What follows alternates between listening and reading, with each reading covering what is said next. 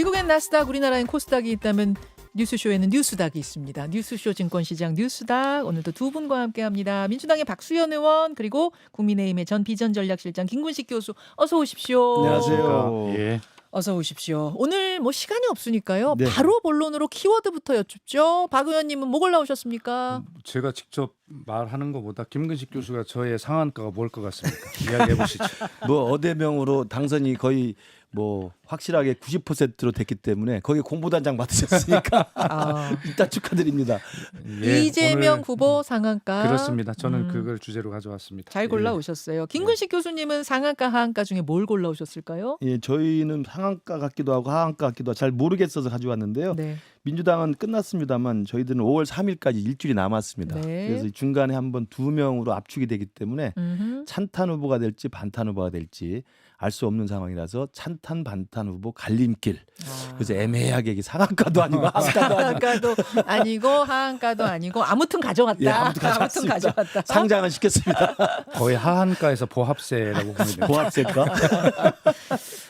그러면 뭐 이재명 후보 이야기는 앞에서 박성준 의원하고도 제가 길게 했으니까 예, 예. 국민의힘 경선 이야기를 먼저 좀 해보죠. 4강 토론 어떻게 보셨는지 관전평. 일단 밖에선 어떻게 보셨습니까, 박 의원님? 볼 게 없는 관전평. 볼 건 많았는데. 아니 결과적으로 키높이 구두에서 시작해서 한독수로 끝나고 있는 그런 정말로 어떤 비상계엄을 일으키고 내란을 일으켰던 책임져야 할 정당이 정말 뻔뻔하게 대통령 후보를 내고 하는데 그 내용도 뻔뻔해요. 정말로 무책임하고 사과도 없고 한동훈 후보는 사과하셨죠. 했습니다. 사과는 받습니다. 예, 그건 분명히 해야죠. 음. 예, 그래서 그런데 결과적으로는 반성, 사과 이런 진지한 게 없고 미래에 대한 미래 경쟁도 없는 그야말로 서로 후보들끼리 헐뜯는 뭐 이러한 좀 볼썽사나운 뭐 이런 경선을 보는 것 같아서 굉장히 좀 부끄럽다 이런 생각을 뭐 할 수밖에 없죠. 예. 자, 그럼 민주당 경선 이제 마무리된 민주당 경선 어떻게 보셨는지 그 관전평은 김근식 교수님. 예. 갑자기 양쪽 뭐 평가부터. 어대명이었으니까 근데 어대명으로 끝났는데 9대명까지 될 줄은 몰랐죠. 그러니까 거의 90% 육박하는 득표를 가지고 당선이 됐기 때문에 선출이 됐기 때문에 정말 이재명 대표의 일극체제 민주당이 정말 확실하다는 걸 보여줬다고 생각이 들고요. 문제는 이제 탄핵당한 정부, 탄핵당한 대통령이 생겨서 보궐로 치르는 거기 때문에 네. 구조적으로 민주당이 유리한 건 맞아요. 이제 그럼에도 불구하고 그 유리한 민주당의 이재명 대표가 압도적인 그 거의 90%에 육박하는 압도적 지지율로 당선이 됐다는 것은 우리가 더 열심히 해서 역동성을 보이고 변화의 어떤 가능성을 보여줘 주면 일극화되어 있는 민주당과 싸울 수 있는 가능성은 열리지 않았느냐. 오히려 민주당에 부러우면서도 민주당에 우리가 이길 수 있다는 희망을 봤다. 저렇게 생각합니다. 오히려 90% 네. 지지율에서 자 양당 평가는 지금 각자 해주셨고요. 그러면 다시 국민의힘 이야기로 좀 돌아와서 토론은 누가 잘했다고 생각하세요, 박 의원님? 안 봐서 잘 모르겠어요. 되게 좀 남의 당이라 좀 보세요, 좀. 하이라이트 뉴스는 보셨을 아니 테니까. 저희 그 당원방에 보면 예.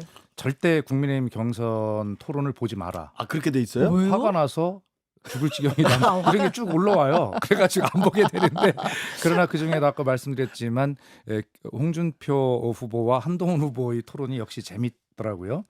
서로 뭐 깐족된다라고 하는 표현, 키높이 구두, 그다음에 그 뭐죠, 뭐 코를 팍 박아다 호박콩 맞죠? 뭐 이런 말, 그래 신조어들이 많이 생기는데 아니 정말로 진지하게 저도 말씀을 드리면. 늘 민주당을 비판해 왔습니다. 좀 전에 그 유력 후보 한 분이 다른 방송에서 뭐 말씀하시는 유력 후보는 아니죠. 경선 후보 중에 한 분이 말씀하시는 거 봤는데 이 경제 위기, 민생 위기 이런 것이 전부 다 민주당 탓이다라고 이야기하고 이 하시는 말씀을 보면 이게 도대체 공당의 대통령 후보가 되겠다는 분이 하시는 말씀인가, 상황 인식인가? 그리고 국민은 이렇게 민주주의가 무너지고 민생이 무너진 앞에서 이렇게 심각하고 고통스러운데 자기들끼리 무슨 개그 프로그램 하듯이 이런 형식을 빌려가지고 그렇게 웃고 떠들고 하면서 미래에 대한 이야기는 고사하고 현재의 국민 고통에 공감하는 이야기도 없는 이런 토론이 정말 대통령 후보 토론인가라고 하는 것에 대해서 다시 한번 비판하지 않을 수 없습니다. 요거는 김근식 교수님 한 말씀. 예, 우선 우리 4명의 이제 맞짱 토론이 굉장히 관심을 끌었죠. 네네. 김문수 후보는 첫날 3시간을 서서 계속 네. 토론했고 그 두 번째 날은 홍준표 한동훈 후보가 3시간을 서서 네. 진짜 데스매치를 했어요. 그러니까. 근데 이제 물론 그러다 보니까 좀 과열돼서 뭐 인신공격도 있고 서로 화를 내기도 하고 날선 공방이 있었습니다만 그런 면에서 우리 박수현 의원이 볼썽사납다는 이야기를 하는 것을 우리가 받아들이겠습니다.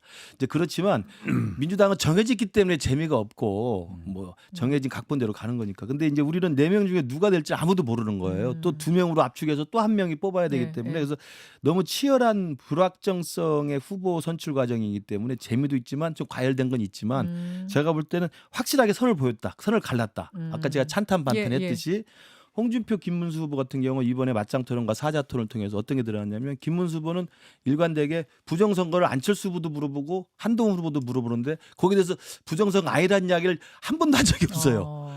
그래서 역시 김문수 후보는 부정선거에 대해서 상당한 정도의 그 확신을 가지고 계신 걸로 입증이 돼버렸죠. 그러면 과연 그 김문수 후보가 본선에 올라가서 이재명 대표랑 붙을 때 과연 국민들에게 표를 달라고 할 수 있을까 이런 이제 의구심이 좀 들고요. 홍준표 후보 맞짱 토론 그다음에 사자 토론 내내 그냥 그 사실은 이제 호통치고 깐족깐족이란 말 계속 하시면서 사실은 이제 젊은 사람들이 봤을 때는 조금 이제 너무 꼰대스러운 같은 그런 비판적인 시각이 있었을 것 같아요.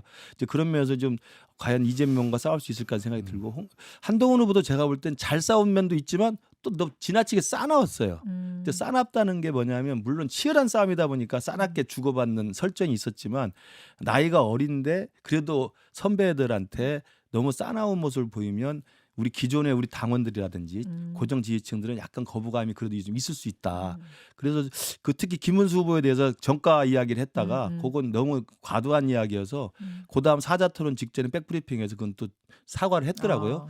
그런 면에서 보면 아주 치열하게 재밌는 싸움이었는데 과한 면도 있었으나 당원들과 지지층들이 고를 수 있는 중요한 선택의 시간이었다고 생각합니다. 그 어제는 사자가 다 모여서 4분이 다 모여서 토론회를 했는데 거기에서 눈에 띄는 질문 하나가 있었어요. 질문이 뭐냐면은 한덕수 대행의 등장이 언짢나 뭐 이런 거였거든요. 한번 보시죠. 예. 한덕수 대행 차출론 언짢다. 저는 바람직하지 않다. 저는 그런 뜻으로 이제 동그라미를 그렸는데요. 안철수 후보만 O를 드셨고 나머지 3분의 후보들은 X를 드셨습니다. 저는 그렇게 아이디어를 막 내는 것 자체가 우리의 역동성 중에 하나다라고 생각합니다. 특별히 뭐 기분 나쁠 게 있겠습니까? 그렇지만 결국은 우리 국민의힘 여기서 선출하는 후보가 보수 진영을 대표해서 이재명과 싸우게 될 겁니다. 함께해서 반드시 이재명을 이기는데 도움이 되도록 했으면 좋겠습니다. 처음에는 좀 비상식으로 봤죠. 지금 홍준표 후보. 당에서 후보 하나 정해놓고 또 예선도 거치지 않고 우리는 예선, 중결선, 결선까지 간 사람이 또 날라와가지고 하자고 하니까 언짢죠. 예. 그런데 가만히 생각해 보니까 한덕수를 뛰어넘지 못하고 어떻게 이재명을 잡을 수 있겠는가 그런 생각이 들었고 당원들 요구가 많습니다. 자, 예, 이렇게 들으셨어요. 그러니까 안철수 후보만 언짢다 했고 다른 분들은 다 X 언짢지 않다를 들긴 했지만 살짝씩은 언짢으신 것 같긴 해요. 아니, 다 언짢죠. 살짝씩은 언짢은 표시도 했고 뭐 이런 한덕수 대행 얘기를 잠깐 해보죠. 정대철 헌정 회장과 오늘 아니면 내일 만날 것 같습니다. 이제 출마의 구분응선은 넘었다고 봐야 하는가? 박수현 의원님 어떻게 생각하세요? 구분응선이 아니라 이미 정상에 올라서 있는 거죠. 예, 그런 것이고 헌정 회장이시지만 어쨌든 정대철 헌정 회장을 만나자라고 한덕수 대행이 요청했다고 하는 걸 보고 제가 딱 들은 생각이 뭐냐면 정말 그 트럼프 대통령 행정부 2기의 관세 정책 이것을 가지고 대응하기 위해서 민주당에서 한덕수 대행을 면담 요청을 계속했지 않습니까? 이것을 이런 지하에 거절하고 안 만나줬어요. 그런 중요한 문제를 가지고 제1당의 요구를 거절한 대행이 자기 사리사욕이 반영된 대권 출마를 위해서 헌정 회장에게 만남을 요청한다? 아니 국회의 만남을 거절한 사람이 자기를 위해서는 국회에 만남을 요청한다고요? 이런 자체가 정말로 놀랍게도 총리를 2번이나 지낸 사람 치고는 공적 마인드가 전혀 없는 사람이다 이런 생각이 들고요. 아까 우리 그 김근식 교수께서 국민의힘 경선이 일주일 남았다 이렇게 말씀하셨는데 좀 상황 인식을 정확히 좀 하시기 바랍니다. 왜요? 2주일 남았죠. 국민의힘에서 단일화까지 봐야 된다. 국민의힘에서 아. 한 분이 된다 하더라도 한덕수와의 단일화 과정이 남아 있다는 거 아니에요? 자, 한 말씀만 딱 드리고 저는 끝낼게요. 대한민국 대통령이 적어도 이렇게 떴다방이 왔다 갔다 해도 되겠습니까? 적어도 민주당도 부족하지만 김대중 대통령, 노무현 대통령, 문재인 대통령 그리고 이재명 후보까지 그 많은 정치 역경을 거쳐온 서사가 있는 사람들, 국민의 고통을 이해하는 사람들, 이런 사람들이 대통령이 되는 그런 것이 정상 아니겠습니까? 그럼에도 불구하고 부족한 건 많지 않아요? 그런데 어떻게 이 대한민국의 경제를 이렇게 망가뜨리고 그 많은 사회적 참사를 일으킨 그리고 내란마저 막지 못한 이 국무총리를 데려다가 떴다방처럼 그렇게 대통령 후보를 만들려고 하는지 국민의힘을 이해할 수 없다 이렇게 말씀드립니다. 한덕수 총리가 이제 출마 결심을 한 건 맞는 것 같습니다. 이번 주 중에 이제 사퇴를 하면 무소속으로 일단 출마를 선언하고 그러면 우리 당이 5월 3일 날 후보가 결정이 되면 5월 10일부터 후보 등록 기간이기 때문에 가장 바람직한 시나리오는 그 5월 10일 후보 등록 이전에 단일화 원샷 경선까지 끝내는 시나리오가 나올 수 예. 있습니다. 근데 그러려면은 이제 시간이 촉박한 건 맞는데 뭐 박수현 의원 측에서 이야기한 것처럼 뭐 사실 좀 명구스러운 면이 있죠. 정당이 후보를 선출해놓고 또 당 밖에 있는 사람하고 또 한 번 하는 것이 좀 명구스럽긴 합니다만 그만큼 우리가 지금 어렵습니다. 어렵고 이재명 후보의 지지율이 압도적으로 다자구도에서는 앞서가기 때문에 우리로서는 영끌을 할 수밖에 없어요. 영끌. 영끌을 해서 가능한 모든 표를 다 끌어모아야 되고 거기에는 한덕수 총리에게 지금 지지율이 좀 가 있는 게 있지 않습니까? 그래서 그 지지율까지도 우리가 어떻게든 시너지 효과를 내서 합쳐야 되기 때문에 우리 당의 후보로 선출된 사람이 그 명구스러움을 무릅쓰고 당 바깥에 있던 한덕수 후보랑 또 단일화를 하겠다는 것이기 때문에 저는 우리 당으로서는 정상적이지 않은 모습으로 비춰질 수 있으나 이재명 후보의 저 막강에 앞서가는 저 후보에 대해서 우리가 추격해서 역전을 하려면 모든 세력들을 다 끌어모을 수밖에 없는 지금 불가피한 상황이 있다고 자, 생각합니다. 요거에 좀 이어지는 어떤 변수 같은 것들은 잠시 후에 유튜브로 한 예. 5분만 더 풀어가기로 하고 일단 본 방송에서 박수현 의원이 골라오신 키워드도 짚어보고 가겠습니다. 이재명 후보 상한가로 가지고 오셨어요. 89.77%의 득표율 어떻게 해석하십니까? 이게 저는 그 두 가지를 주목해서 봤는데 하나는 호남의 투표율이 얼마나 될까였는데 투표율, 예. 뭐 그건 뭐 평가를 제외하고요. 몇 이미 퍼센트 나왔죠? 나왔으니까. 50 몇 퍼센트? 53.7% 정도 나왔는데 아, 네. 이것은 지난 대통령 후보 이낙연 씨가 있었던 그것을 생각하면 굉장히 높게 나온 것이라 평가할 수 있고요. 여기서 또 하나의 관전 포인트는 그 권리당원과 전국대 의원 재외국민을 포함한 50% 외에 다른 50% 그룹인 국민선거인단 다시 말해서 100만 명의 안심번호를 추출해서 받은 것을 가지고 한 국민 여론조사죠. 이 부분이 어떻게 나올까? 그래서 당심과 민심이 얼마나 차이가 있을까? 그런데 그러나 당심 투표가 한 90. 몇 퍼센트 나왔고 이 일반 국민 여론조사 물론 역선택을 방지하기 위해서 민주당 지지층과 무당층만을 상대로 한 조사였습니다만 여기도 89%가 넘었어요. 그렇기 때문에 거의 차이가 없다. 당심과 민심이 이렇게 본다면 아까 김근식 교수께서 어대명, 부대명 말씀하셨지만 이제는 여기 하나 더 붙어 신조어가 생겨야 된다. 이대명이 돼야 된다. 왜 그러냐면 민심도 이렇게 압도적으로 이재명 후보를 지지하는 것은 뭐 저희가 잘나고 잘해서 이런 것보다 윤석열 전 대통령이 만들어 놓은 평가 아니겠습니까? 그런데 그러므로 이대명은 무슨 뜻이냐? 이제는 대통령은 이재명이라고 해도 아니 이것이 자만의 소리가 아니라 이 숫자를 제가 근거를 대지 않습니까? 이미 됐다는 뜻이에요. 아니 이재명이. 그런 뜻이 아니라 이제는 민심도 90% 가까이 이렇게 나왔기 이제는 때문에 민심도. 그래서 아무리 어대명 구대명이라고 비판을 하고 비꼬아도 결과적으로는 그걸 넘어서서 이제는 이대명이라고 하는 신조어를 이야기해도 결코 자만이나 이렇게 들리지 않을 정도의 상황이 아니냐 이렇게 저는 그런 생각하는 말씀. 겁니다. 저도 뭐 이대명이라고 민주당 측에서 생각할 수 있을 거예요. 그러니까 지금까지 계속 추세는 대통령 후보 지지율을 따지면 다자구도에서는 이재명 후보가 앞서가니까.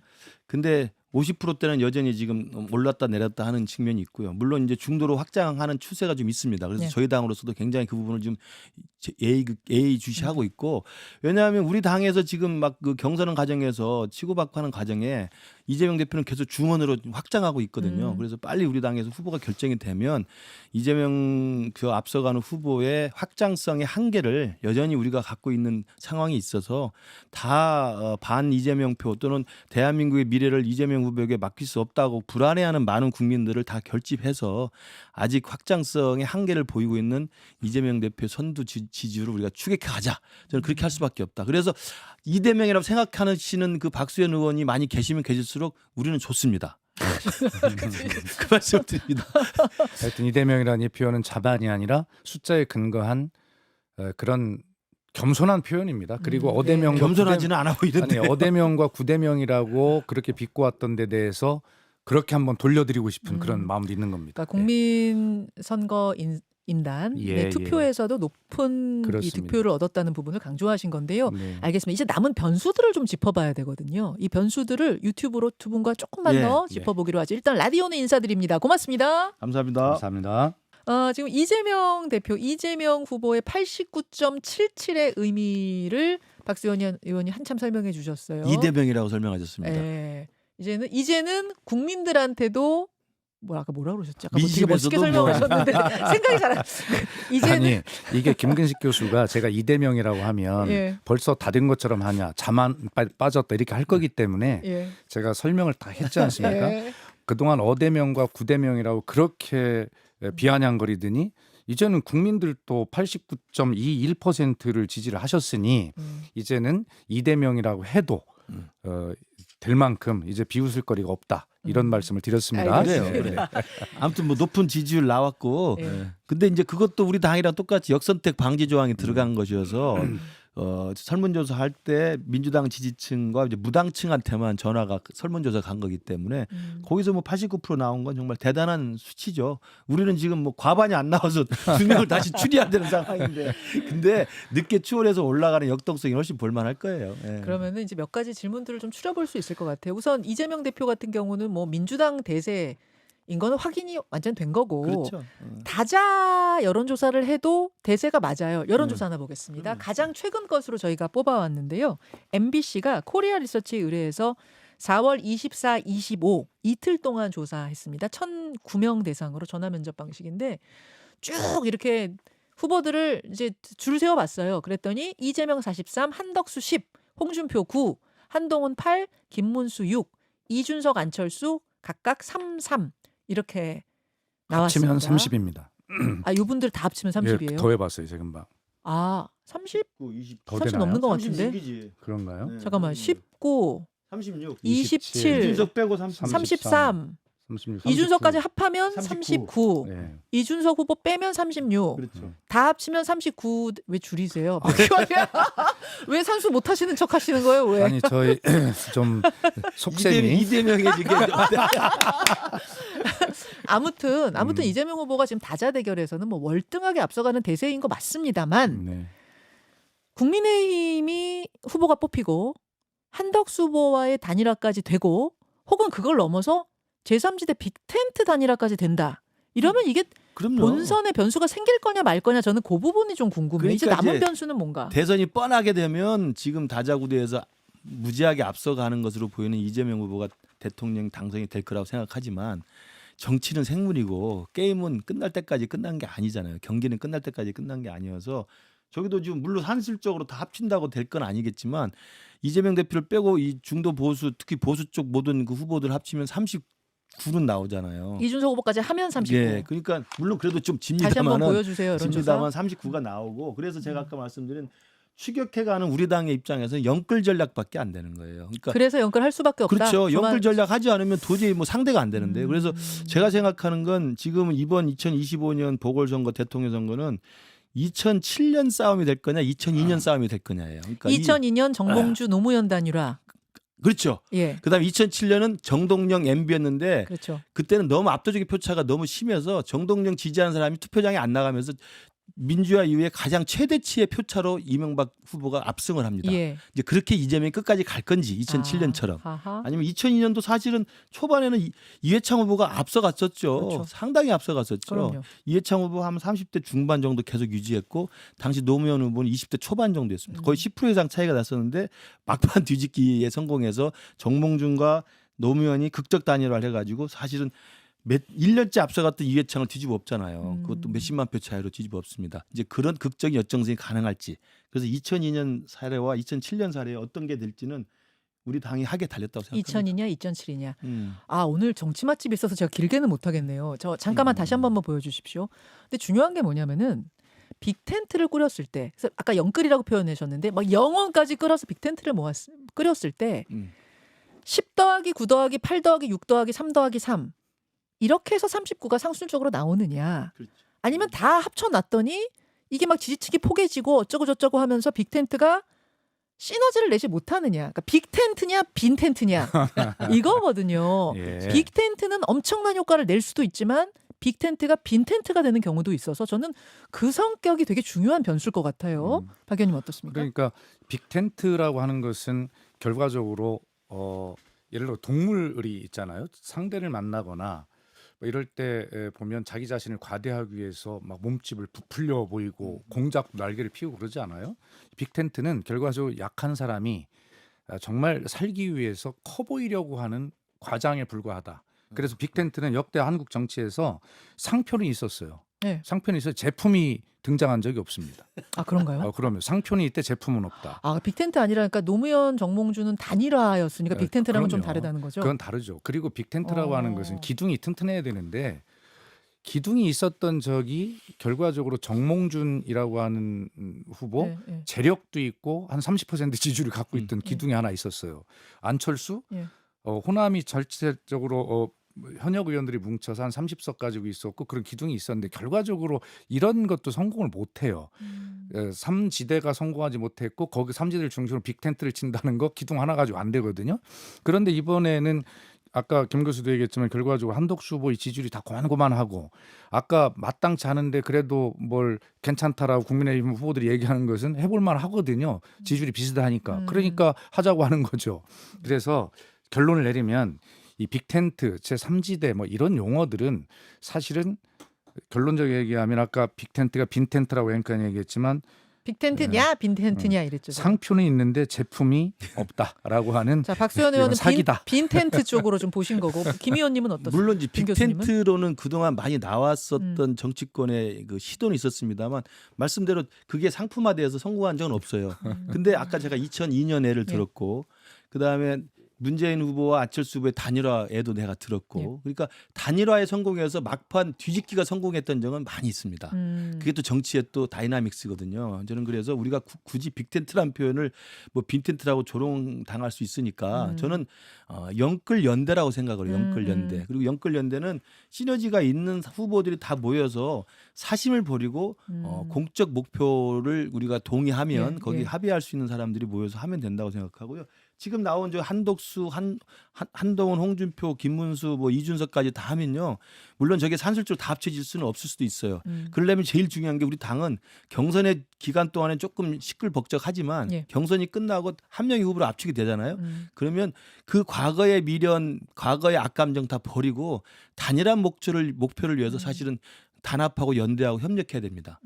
기존에 있었던 원한 같은 거 다 풀어야 돼요. 저는 그래서 한동훈 후보가 만약에 최종 선출이 된다고 치더라도 김문수 후보나 홍준표 후보와의 관계를 가서 사과하고 끌어안고 협조를 요청하고 하면서 정말 앞에 잘 모시고 가야 된다고 생각을 합니다. 그게 아니면 감정에 남아 있으면 저기 산술적으로 총합이 좀 부족할 수밖에 없거든요. 김명식 교수님한테 굉장히 미안한데 영끌연대라고 하는 그 신조어를 야심차게 말씀하셨는데 아니 영혼을 끌어모으려 해도 영혼이 있어야 끌어모으죠. 영혼을 팔아서 끌어모은다니까. 그런가요? 근데 아까 말씀하실 때 이제 예를 들어서 정몽준 노무현의 단일화 뭐 과정 뭐 이런 과정인데 그때는 서사가 있고 감동이 있고 스토리가 있는 거잖아요. 그렇기 때문에 시너지가 나오고 하는 것인데 지금 이제 김 교수가 얘기하는 지금 현재 국민의힘의 영끌연대라고 합시다. 이 문제는 아니 여기서 노무현처럼 무슨 감동을 줄 수 있는 그러한 서사도 없고 아무것도 없어요. 뭘로 뭉칠 것이냐. 예, 그러니까 그냥 말은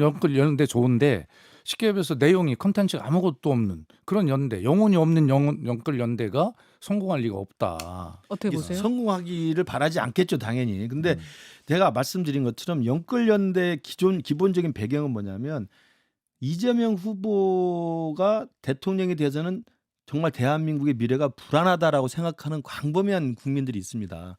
이분들이 뭐 반 이재명으로 뭉친다는 건 또 네거티브라고 하니까 할 말이 없으니까 대한민국의 미래를 걱정하고 자유민주주의와 시장경제와 대한민국의 소중한 가치를 걱정하는 많은 분들이 이재명만은 막아야 되겠다는 그런 공통의 목표가 있다고 한다면 저는 충분히 영끌연대가 가능하다. 그렇기 때문에 지금 이재명 후보가 지금까지도 예. 중도층이라든지 과반을 훨씬 넘는 이런 폭발적인 증가세를 보이지 못하고 있거든요. 저는 그래서 우리 당의 후보가 선출되면 저는 우리 당 후보의 서사가 충분히 있을 수 있다고 봅니다. 왜냐하면 정말 이렇게 역동적인 사자결선, 양자결선까지 해서 한 명의 후보 선출되고 예. 이게 역동성으로 선출돼서 기세가 올라온 사람이 바깥에 있는 한독수와 또 극적인 모든 걸 양보하면서 극적인 단일화에 합의하고 그 단일화 결과를 한 명이 또 만들어지면 저는 충분한 저는 역사적 서사와 감동과 저는 드라마를 연출할 수 있다고 생각합니다. 얼마나 서사가 있는 후보가 본선까지 그렇죠. 올라오느냐도 그게 변수가 될 중요하죠. 거다 네, 이 그렇습니다. 말씀이시고 그런데 이제 어쨌든 한 말씀만 짧게 예, 예. 붙이면 이제 뭐 제가 충고를 할 입장인지는 모르겠습니다만 저희들을 비난하는 얘기니까 보면 이재명이 돼서는 불안하다라고 하는 그런 마음을 가진 국민들이 모인다. 이재명이 왜 불안합니까? 지금 그러면서 김근식 교수 예를 들은 것이 자유민주주의 뭐 경제 말씀하셨어요. 자유민주주의 윤석열 정부에 들어서 어떻게 됐습니까? 자유민주주의 지수를 평가하는 세계 모든 기관들이 평가가 윤석열 정부 3년 동안에 눈 떠보니 민주주의 후진국이 됐다고 다 평가하지 않아요? 그다음에 경제 어떻게 됐습니까? 2025년 1사분기 GDP 성장률이 마이너스 0.2%를 기록했는데 이것은 지난 4개월 연속 제로 성장이에요. 이것은 통계 숫자 작성 이후로 처음 있는 일입니다. 이러한 정부를 운영해왔던 국민의힘이 민주당을 향해서 자유민주주의와 경제를 이재명이 되면 망하게 할 거다. 어떻게 더 망하게 합니까? 그러니까 그 부분은 저희들도 잘 지켜봐야 됩니다. 그러니까 사실은 지금 경제 어려운 건 진짜 심각해요. 심각해서 IMF 때보다 훨씬 어려운 상황인데 이 어려운 원인이 사실은 길게 보면 문재인 정부 때 소득주도 성장 그리고 최저임금 인상 이런 등등으로 인해서 노동시장이 교란되고 자영업자들이 정말 폭망하는 과정이 되고 이러면서 사실 희망이 없어진 게 있었는데 이걸 마지막에 쓰나미처럼 쐐기를 박은 게 계엄 사태가 맞아요. 그러니까 이 모든 이 욕을 지금 윤석열이 계엄이 욕을 먹고 있거든요. 그러나 국민들이 이제 현타가 와요. 아 이게 계엄 때문에 연말 특수도 사라지고 경기가 네, 완전히 네. 얼어가지고 지금 힘든 건 맞는데 곰곰이 생각해보면 문재인 정부로부터 유산이 있는 거거든요. 저는 그런 면에서 경제적 어려움은 분명히 책임을 분명히 따져야 된다고 생각하고요. 정치적으로는 우리가 비상경까지 할 정도로 정말 나쁜 짓을 했죠. 그건 정말 100번 사죄해야 될 일입니다만은 네. 그리고 그렇게 사죄를 하는 후보가 될 거라고 생각합니다만은 중요한 것은 이재명 대표가 민주당의 대표로서 그동안 행사했던 입법 독주라든지 그다음에 비명 행사, 친명 행제하면서 했던 1인 체제의 극단적인 모습을 보면 국민들이 볼 때 저분이 그러면 대통령까지 하고 180석의 거대 의석까지 가지고 사법부까지 장악하게 되면 무슨 짓을 어떻게 할지 모른다는 불안감이 분명히 있습니다. 민주주의자라는 것에 대해서는 사실 확신이 별로 없어요. 그러니까 그런 측면에 대한 광범위한 불안한 민심이 있다는 걸 말씀을 드리는 거죠. 그러니까 그건 아마 본선에 올라가서 자, 치열하게 싸울 거라 그러니까 생각합니다. 정리를 제가 좀 하겠습니다. 이제 그 부분에 대해서 공략할 것이고 예. 이재명 후보는 그 부분 걱정 마세요라는 또 행보를 하게 될 거고 그 부분이 그렇죠. 중요한 관전 포인트가 될 것 같고요. 변수가 사실 몇 가지가 더 있는데 뒤에 또 대기실에서 기다리는. 그래도 저 20초만. 아 20초 하세요. 20초 하세요. 지금 김 교수님 그 문재인 정부의 그런 결과가 지금의 경제 상황이다라는 말씀하셨는데 문재인 정부 3% 경제 성장률 기록했고요. 국민소득 3만 불 기록했습니다. 문재인 대통령 퇴임 때 46%의 경이적 기록으로 은퇴했어요. 아니 언제까지 문재인 정부 탓할 겁니까? 지금의 경제 어려움이 임진왜란 덕분이라고 그렇게 하시죠. 그렇게 돌려드리겠습니다. 예, 그 부분은 치열하게 본선에서 예. 우리 당의 후보와 겨루면 이재명 될 것 후보가 같습니다. 아마 정말 국민들 앞에 놓고 치열하게 싸울 거라고 생각합니다. 자 진짜 끝낼 건데요. 예. 국민의힘 2강 발표가 내일이어서 네. 누가 될 건지 이거 되게 그냥 솔직하게 솔직하게. 두 명을 그냥 진짜 전지적 무슨 시점이라고 그래 제3자 시점에서 예, 민주당 의원 아닌 시점에서 찍어주세요. 저는 당연히 탄핵에 찬성하는 두 분이 올라와야 된다고 보지만 실제로 그럴 가능성은 현실적으로. 없고 네. 탄핵에 찬성한 한동훈 후보와 네. 탄핵에 반대한 후보도 실제로 지지를 많이 받고 있기도 해. 그 중에 하나. 그 중에 하나 누구? 홍준표. 아, 한동훈 대 홍준표로 찍으셨어요. 이거는 뭐 바람이 아니라 그럴 것 아, 저는 같다는 뭐, 전망입니다. 예. 김 교수님. 저도 초기에는 한동훈, 홍준표일 줄 알았는데 TV 토론 지나면서 김문수 후보에 대한 동정론이 상당히 좀 있는 것 같아요. 그리고 김문수 후보는 한덕수 지지율을 이제 엎어서 있습니다. 가장 한덕수 지지율에 대해서 그 일체화되어 있기 때문에 예. 그다음에 홍준표 후보가 너무 이제 토론에서 생각지 못한 꼰대스러움이 많이 있었던 것 같아요. 그래서 저는 한동훈, 김문수일 가능성도 배제할 수 없다. 한동훈, 김문수. 네. 혹시 김문수, 홍준표 혹은 안철수, 한동훈 뭐 이렇게 올라갈 가능성은 없습니까? 안철수, 한동훈은 쉽지 않을 것 같고요. 김문수, 홍준표가 올라오면 저는 이제 할 일이 별로 없어지죠. 또 그렇게 알겠습니다. 김우식 교수님이 할 일이 계속 생길지 없어질지 관전 포인트 짚으면서 저희는 여기서 같이 물러나고요. 김 교수님 계속 계셔야겠네요. 네, 네. 오늘 댓글쇼 유튜브 정치 맛집 있는 날이어서요. 박 의원님 저랑 같이 손잡고 나가시죠. 김 교수님 계속하세요. 네, 네. 여러분 얼른 댓글쇼 방으로 오십시오. 두 분 고맙습니다. 감사합니다. 감사합니다. 김현정의 뉴스쇼는 시청자 여러분의 참여를 기다립니다. 구독과 좋아요, 댓글 잊지 않으셨죠? 알림 설정을 해두시면 평일 아침 7시 10분 실시간 라이브도 참여하실 수 있습니다.